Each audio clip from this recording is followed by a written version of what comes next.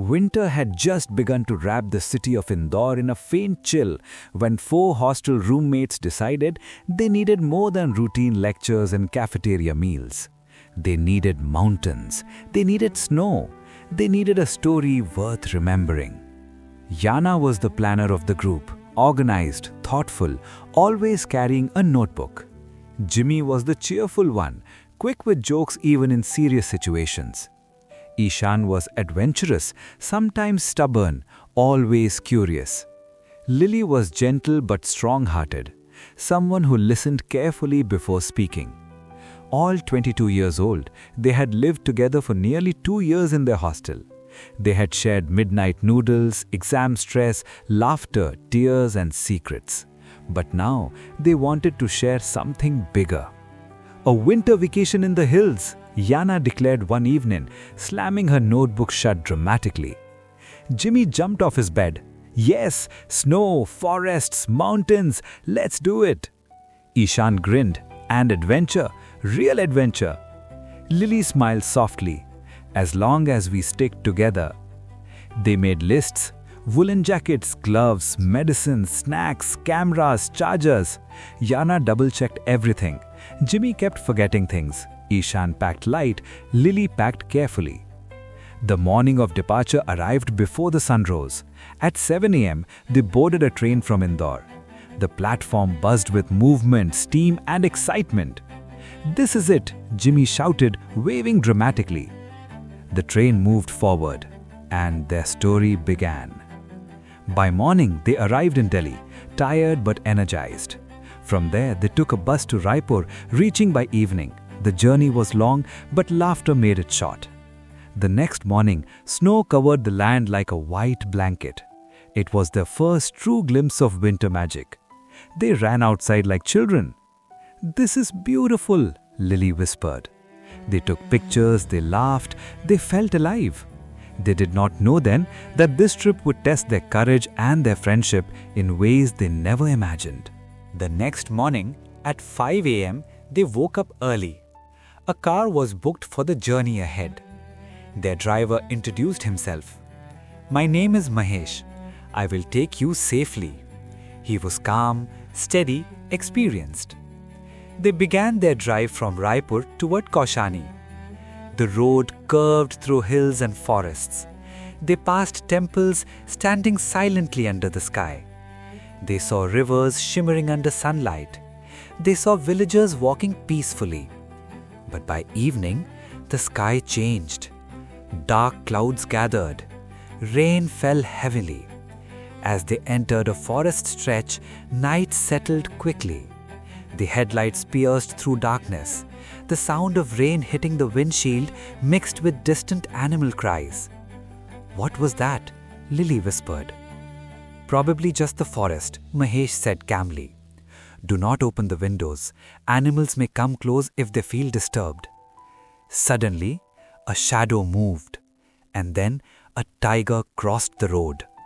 Bright eyes, powerful body, silent steps. Everyone froze. Jimy gasped, "Did you see that?" Ishan leaned forward. "That was real." Mahesh kept driving. "Do not panic. This happens. We are safe as long as we stay together." Safe. That word comforted them.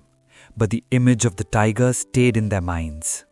The next morning, curiosity won over fear. Before breakfast, they went for a walk in the garden. The valley stretched endlessly, filled with flowers glowing in morning sunlight. "It feels magical," Yana said. Then they met a girl. She looked about their age, with simple clothes and bright eyes. "I am Tara," she said softly. She told them the area was Kaushani. She told them no one stepped outside after 7 p.m. "Why?" Ishan asked. Tara looked toward the forest. Wildlife. They told her about the tiger. She nodded calmly. Tara showed them gardens, picnic spots, breathtaking views. Lilly asked gently, "Which class are you in?" Tara smiled faintly. "I do not go to school." All four friends looked at each other. "Education is important," Yana explained. kindly. Tara asked, why? They explained about opportunities, knowledge, independence. Tara listened carefully. Then she suggested places: Munsiari, Soni, Binsar, Cave Temple. Wonderful places, she said. As sunset approached, Tara said firmly, we must leave now. It is 7 p.m. Her tone carried seriousness. They returned thoughtfully. Friendship was not just about fun. It was also about caring enough to guide someone. The next day, they reached Munsiari. Snow covered everything. They ran into it laughing. Snowballs flew. Footprints marked the ground. Then, Lilly realized she was alone. Yana? She called. No answer. Meanwhile, Yana had slipped into a deep patch of snow. I need help, she cried. The snow was cold, too cold. Lilly heard her voice. Without hesitation, she followed the sound. She found Yana struggling. Hold my hand, Lilly shouted. She pulled with all her strength. Yana climbed out, shivering. You came back for me, Yana whispered. Of course, Lilly said. We never leave each other. The snow had scattered them, but friendship brought them back together. At Binsar, they visited the cave temple. Inside, the air felt heavy. Ishan felt uneasy. I feel suffocated, he admitted. You should come out, Jimy said firmly. It is a temple, Ishan insisted. But your health matters more, Lilly said gently. Ishan stepped out reluctantly. Fresh air revived him. Inside, the cave was slippery and cold. They saw Lord Shiva's idol glowing in dim light. Jimy stayed protective. Do not worry, he told Lilly. I am here. But Lilly turned back. I am afraid now. And they respected her fear. They returned together. Later, Ishan admitted, it was dangerous, but my friends stopped me. There was no shame in being protected, only gratitude. Rain threatened their return route. Mahesh asked, return or continue? They chose to return. As they drove, another tiger crossed the road. Mahesh's hands trembled slightly.